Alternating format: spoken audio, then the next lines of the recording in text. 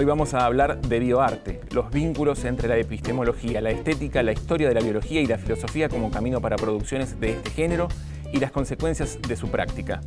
El bioarte como trabajo colaborativo entre áreas, sujetos y especialidades y un nuevo desafío en la forma de producir conocimiento.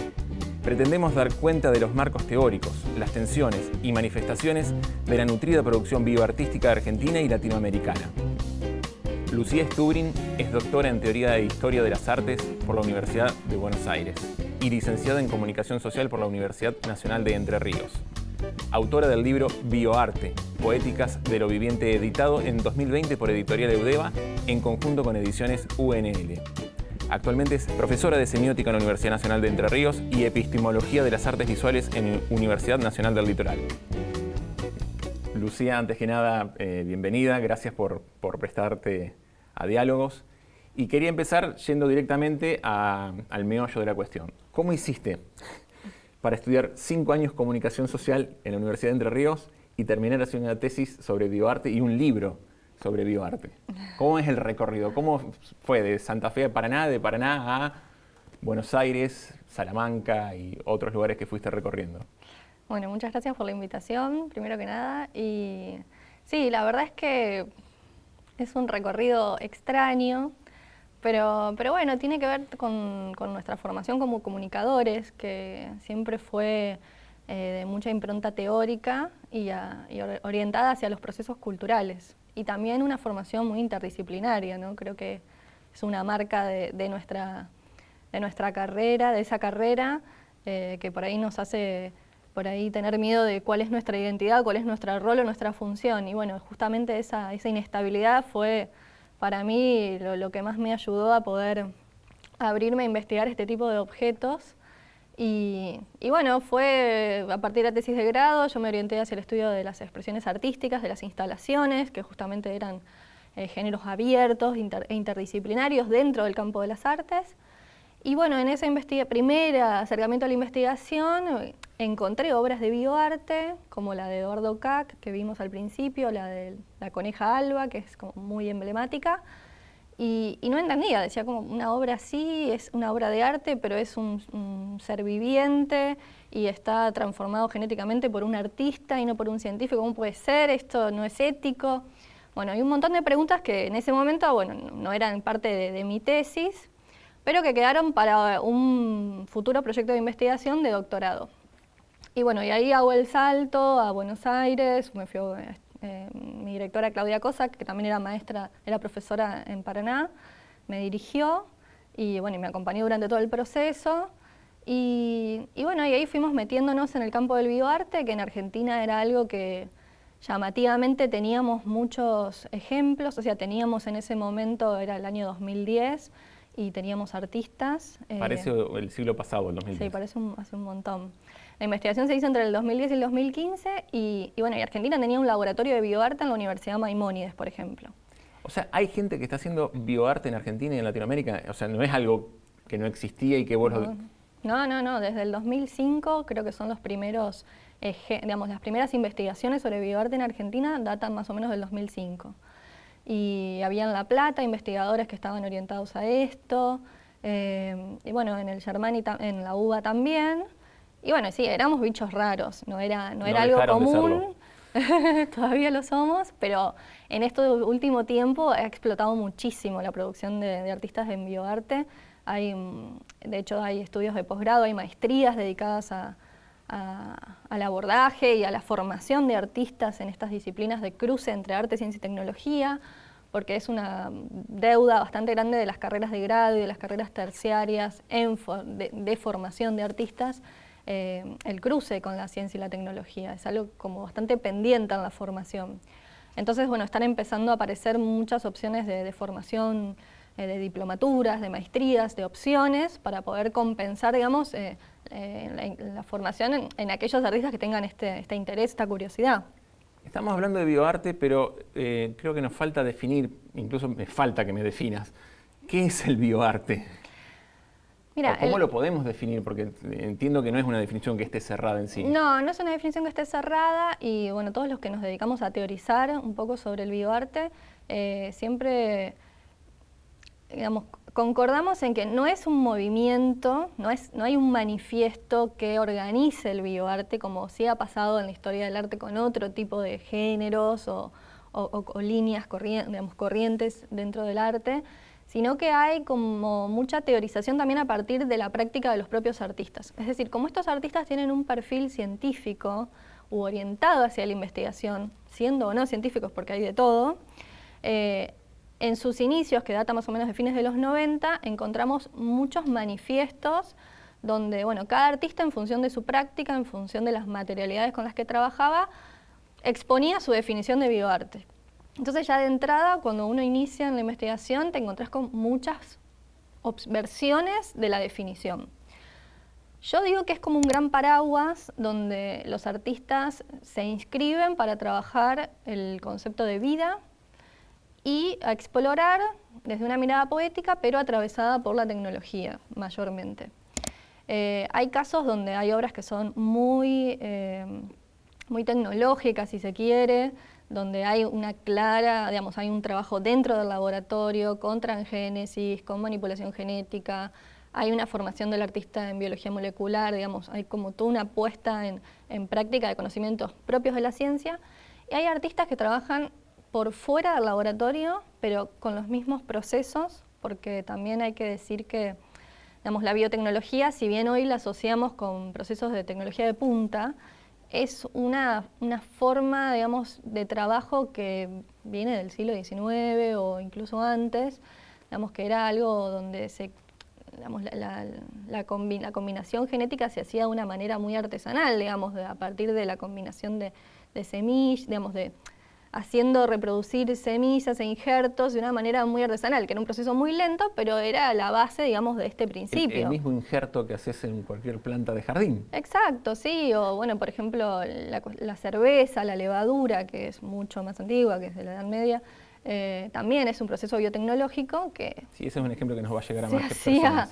Se hacía sin la tecnología con la que se hace hoy, y ya existía, ya lo teníamos. Digamos que son conocimientos que también se pueden poner en práctica fuera del laboratorio. Entonces también hay muchos artistas que se inscriben más en esa línea de una biotecnología más artesanal, de un respeto hacia los seres vivientes en general. Entonces tratan de no manipular tanto, de no intervenir tanto. Pero bueno, ese gesto, esa acción, esa postura también dice mucho acerca de bueno, cómo es la relación hoy en día con lo viviente, ¿no? Que es todo un campo también de estudio, de crítica, está muy politizado también, ¿no? Tiene que ver con los OGM, digamos, con todas las manifestaciones en favor o en contra de los organismos transgénicos, todo lo que consumimos, todo lo que usamos, todo es transgénico hoy y sin embargo, bueno, no termina de entenderse o de comprenderse digamos, el nivel, digamos, lo atravesados que estamos por estas cuestiones y lo poco que sabemos como opinión pública, ¿no?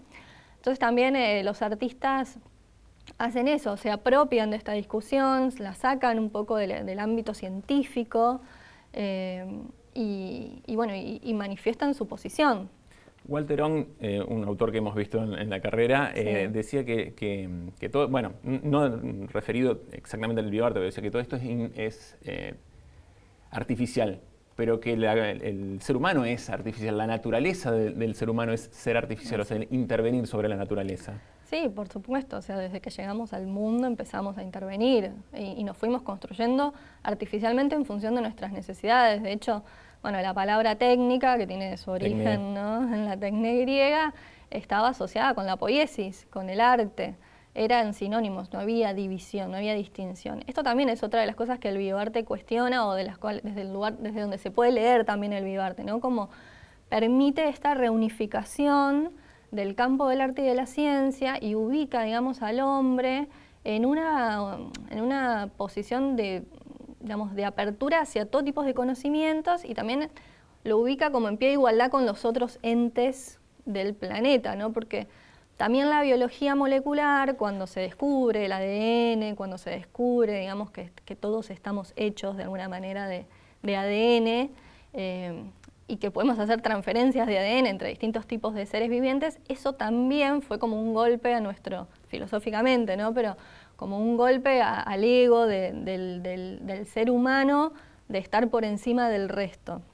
Al estar hechos del mismo material, eso nos pone como en igualdad de condiciones, ¿no? En términos biológicos. Más allá de que después eso no alcanza, digamos, para crear vida, ¿no? La combinación genética no es suficiente, intervienen muchísimos otros factores y, bueno, este es un tema de los cuales también el bioarte, digamos, se interviene y opina y produce, pero bueno, me parece que ahí también hay como un reconocimiento de la condición humana como algo falible, del conocimiento científico como algo falible, como algo que no está bien plantearlo, digamos, desde una posición ni de superioridad ni de una objetividad natural, sino que es una construcción y que está en constante crítica, en constante revisión, en constante y que lo que creíamos que era cierto y científicamente comprobado en un momento, en otro... Va evolucionando, sí, y va evolucionando con conocimientos que no están articulados 100%. Entonces también ahí el arte tiene su granito para aportar, porque de hecho hemos visto en laboratorios de bioarte o en laboratorios donde son invitados artistas a trabajar, que suceden experiencias, experimentos que los científicos no pueden explicar, o se obtienen resultados que no se pueden explicar. Entonces, bueno, también ahí decimos, bueno, o sea, tenemos un conocimiento limitado dentro de este campo, queda mucho por aprender, queda mucho por conocer. Y en ese camino, bueno, ¿por qué tienen que estar solo los científicos? ¿Por qué no los artistas pueden también participar desde Esa es su la mirada? pregunta que te quería hacer. ¿En qué momento, si se puede datar de alguna manera, se divorció el arte de la ciencia? Porque, como vos decías, Tecné no lo separaba en sí mismo. No, es una construcción de la modernidad. Pero bueno, al mismo tiempo Bruno Latour dice en su libro Nunca fuimos modernos, es como que construimos esta separación virtual, pero en realidad nunca la alcanzamos, porque en la práctica es muy difícil trabajar aisladamente de otros conocimientos. Es como este norte que tenemos de querer ser modernos, de querer poder separar para poder ver, pero en la práctica no lo logramos. No está mal querer ser modernos, me parece que es interesante esa afirmación, porque nos obliga a estar atentos, a estar, ¿no?, con esta vigilancia epistemológica ahí todo el tiempo operando, pero al mismo tiempo la realidad es que cuando uno se piensa estos objetos es inevitable recurrir a muchísimas disciplinas que pertenecen, que deberían funcionar cada una por su lado y nos pasa que se nos van colando, ¿no? Entonces, no son compartimentos estancos. No son compartimentos estancos de ningún modo. Y bueno, y el bioarte justamente hace como explotar todo, porque ahí tenés, bueno, la estética, la historia del arte, la biología, la técnica, el laboratorio sí, el laboratorio no, la discusión epistemológica.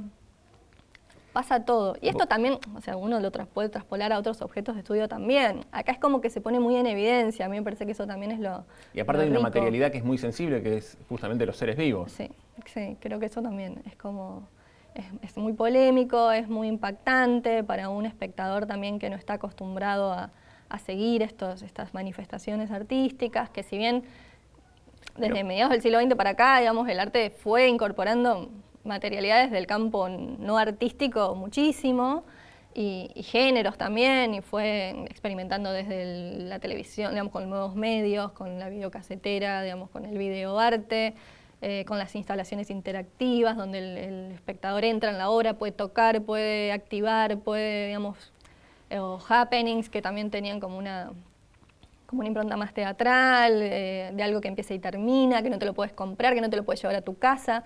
O sea, el arte ya venía teniendo muchos cambios y bueno, y la incorporación de la tecnología de lo viviente es un paso más en esa línea, ¿no?, de experimentación. Sí, de experimentación y también de desafiar. Digo, desde el arte me parece que hay una voluntad de dialogar o de poner en discusión o de provocar al resto de las áreas de conocimiento, cosa que la ciencia se veía más como a la defensiva. Sí, siempre el arte se asocia como, con la vanguardia, ¿no?, con estar un paso adelante. Y esa era la otra pregunta. Vos antes decías que no tiene un manifiesto, pero uno no puede evitar ante lo nuevo tratar de asociarlo con categorías ya conocidas. ¿El bioarte representa una especie de vanguardia? Bueno, sí, no, depende de la definición. Lo que pasa es que el concepto de vanguardias que nosotros tenemos de principios del siglo XX tenía que ver con incorporar, por ejemplo, tenían un concepto de vida, que era el concepto de vida cotidiana, porque en ese momento el arte era como algo, digamos, separado de la realidad, escindido de la realidad, pero de la realidad cotidiana, no era como un bien superior, un bien que estaba por encima de los objetos comunes, el aura, que también era para una determinada clase social, tenía como ese tipo de separación. Entonces las vanguardias querían introducir la vida en el arte, pero ellos se referían a la vida cotidiana, ¿no? Entonces fue el gran gesto de Duchamp de poner el inodoro, el migitorio en el museo, la rueda de bicicleta, bueno, un montón. La discusión de esto no es la piba sin el pip. Tal cual, o sea, la cuestión del lenguaje, de cómo era, bueno, la impronta conceptual, ahí se mete en el arte y no se va nunca más, y el bioarte también está por como eso yo necesitaba atravesada de esa mirada, ¿no? Sí, donde la idea es más importante que la obra, ¿no? El mensaje que transmite es más importante que la materialidad. Pero bueno, el concepto de vida en el bioarte es totalmente distinto porque la vida cotidiana ya se metió dentro del arte, ya la aceptamos, ya no nos parece, digamos, no nos choca ni nos parece novedoso encontrarnos en el museo con objetos cotidianos, digamos, ya no vemos en el museo obras de bronce únicamente, digamos, materialidades nobles, como se decía en ese momento. Mármol. Claro, sino que vemos esculturas de alambre, con trapos, o sea, bueno. Esto como que ya se cumplió. Y bueno, sí, el bioarte tiene un concepto, también se quiere meter con lo viviente, pero bueno, tiene un concepto de vida que está atravesado ya por todos los avances de la biología molecular y todo lo que sabemos ahora sobre cómo se produce la herencia, por ejemplo, que era algo que obviamente a principios del siglo XX no se sabía, y bueno, y cómo en un momento digamos, la intención de querer controlar este proceso y a su vez de no poder. ¿Y cuál tiene que ser nuestra actitud como humanidad frente a estos conocimientos?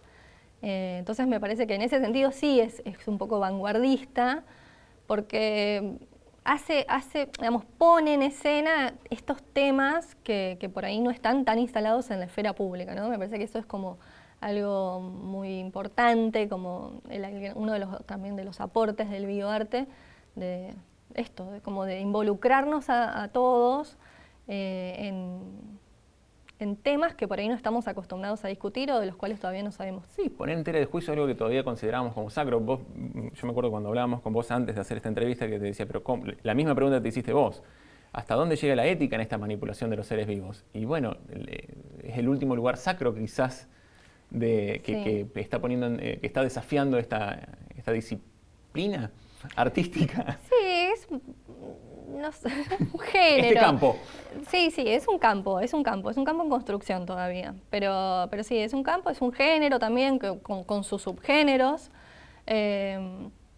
Y sí, en relación con lo que decís, la cuestión de lo ético, quiero aclarar que siempre existe un código ético, existen normas de bioseguridad que cuando se trabajan en estos, digamos, a nivel molecular, que es cuando hay ese nivel tan micro de trabajo, se hace en el laboratorio porque no hay otra manera. Los artistas respetan los protocolos que define, digamos, la ciencia. Una forma más de diálogo también. Exacto, digamos, ahí hay como bases en común, digamos.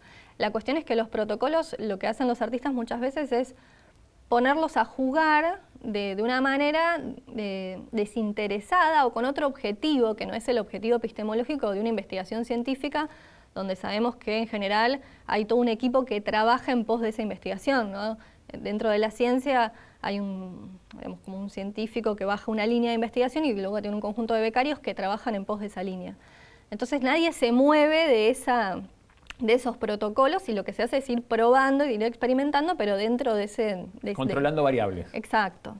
Y cuando los artistas entran en escena, entran con otra curiosidad, con otra búsqueda y sin esas limitaciones propias del trabajo científico.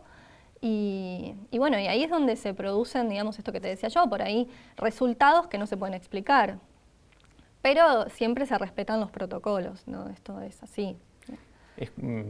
leyendo y escuchando y mirando intervenciones tuyas en distintos medios, en distintas formas de comunicación, me encuentro con una pregunta que es bastante reincidente, que es ¿cuál es la relación que hay entre ciencia, tecnología y arte? Esto que vos decías, laboratorio sí, laboratorio no, esa necesidad de expresión a veces de muchos científicos que migran hacia el arte con estas materialidades.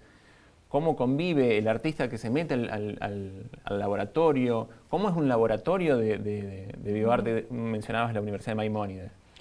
Mira, las experiencias así institucionales de laboratorios son los mismos laboratorios que usan los científicos y la convivencia depende.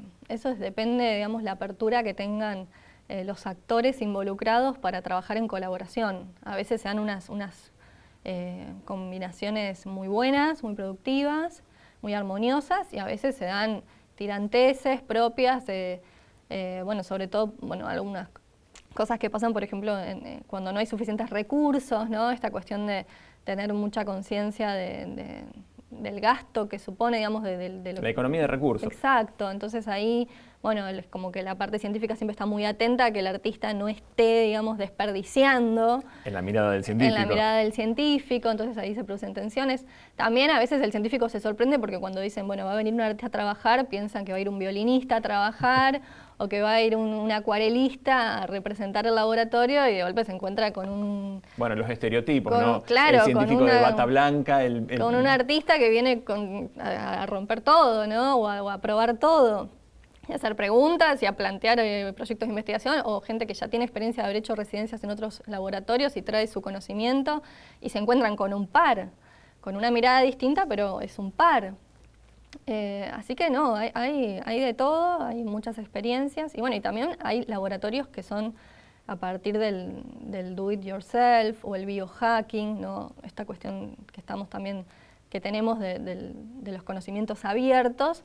También hay muchos laboratorios que se producen, digamos, fuera de los ámbitos tradicionales, de las universidades o las empresas que se prestan para estas experiencias y que funcionan en el garage de una casa, por ejemplo, Luciana Paoletti, que era una de las artistas que veíamos las imágenes también, ella tenía armado en la terraza, una terraza cerradita de su casa, un laboratorio ahí con lo básico, y lo dejó de hacer porque tenía miedo, tenía una hija chiquita y tenía miedo que se depositen patógenos en esos cultivos que ella hacía en placas de Petri, entonces se mudó a otro lugar donde trabajaba con otros artistas visuales.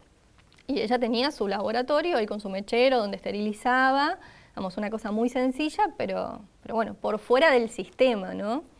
Y esto también, está permitido, ¿no? Por el alcance de los conocimientos abiertos y del acceso que también permite hoy el mercado. La última y un poco más personal.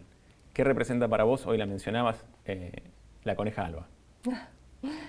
Para mí es una obra que me trajo al bioarte, digamos. Es la obra por la que yo entré al bioarte.